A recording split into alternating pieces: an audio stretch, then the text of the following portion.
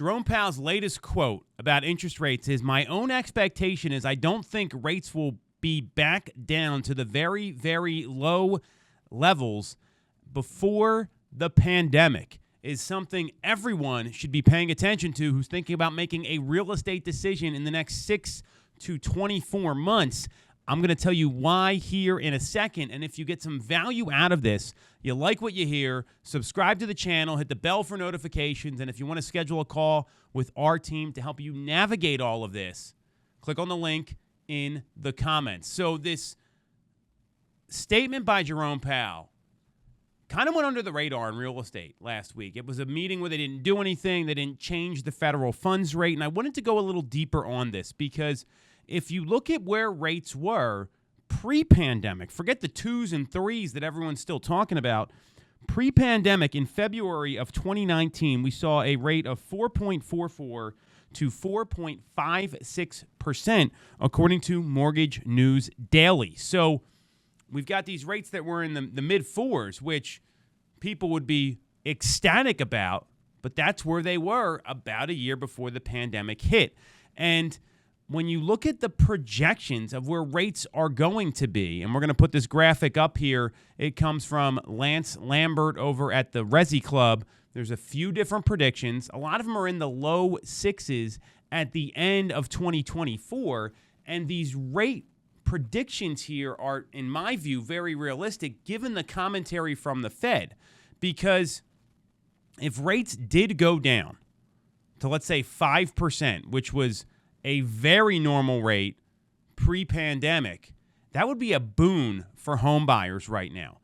However, that wouldn't happen until the rate cuts are finished by the Fed. And if rates went any lower than that, we're talking about those 2s and 3s that everyone talks about, we would see massive inflation, which the Fed is trying to fight right now. So the challenge here, and I think the reality is, this is where rates are going to be. And 2 or 3% is not something that anyone's predicting. It's not something that's going to happen. And if it did happen, there'd be a lot of negative consequences. So these end-of-year predictions, this is not that far off from where rates are. So then you've got to decide for yourself, does it make sense to do something now, or does it make sense to wait and roll the dice a little bit? And what I am clear on for sellers and buyers out there is that timing the market almost never works. We've also seen that it's just over 86% of homeowners have a 6% or less rate, 5.99% or less to be specific. And we're going to put that chart up as well. Now, that number has eased from last year where the number was more 90+%.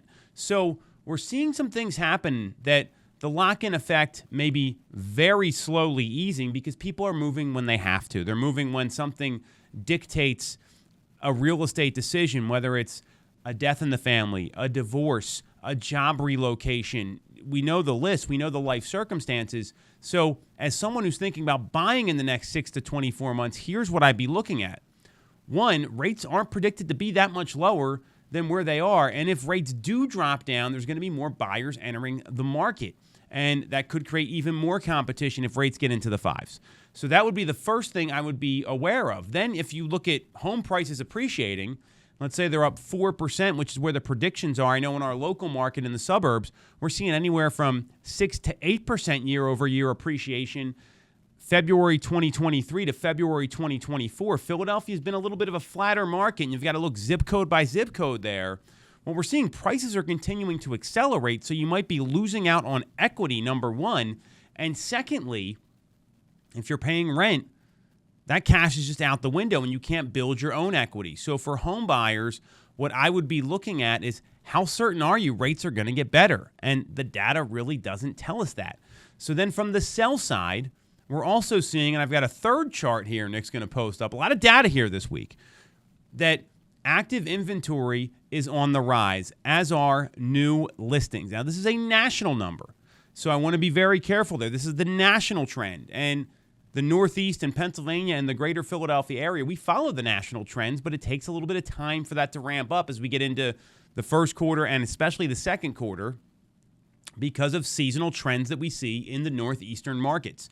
So if I'm a seller seeing that inventory is starting to climb and my goal is to cash out or to just simply get the home sold, and maybe I'm moving somewhere else, I've got another home, or I want to be in a spot where I'm okay with a 6 rate and I have a lot of equity in my home and I have the cash to make the purchase work, you might want to get your home out there sooner than as inventory starts to climb. So there's a lot of data here that tells me you don't want to bank on rates coming down. And if you see something that could work for you from a home purchase standpoint, you may want to move on it a little sooner, because I don't see any data. And that's why I showed you all this, that rates are going to be coming down. So you really want to think about all these things. And that really demonstrates how important it is to have someone sit down with you for a strategy session or a planning meeting.